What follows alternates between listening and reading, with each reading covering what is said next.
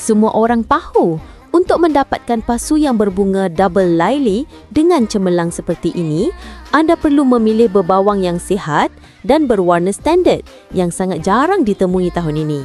Kali ini, kami hanya mempunyai beberapa dozen berbawang yang tinggal. Selepas menjual semuanya, kami perlu menunggu sehingga musim depan untuk mengimport kelompok baharu. Umbi kami semuanya besar, teguh, tidak aktif tepat pada masanya. Ditanam selama kira-kira 6 hingga 8 minggu, ia akan mekar. Mekar dalam lapisan kelopak berganda yang tebal, terang dan sedikit wangi. Kaedah penanaman juga mudah. Hanya tanam 2/3 umbi di dalam tanah yang lapang, siram dan tumbuhan akan bercambah dengan cepat.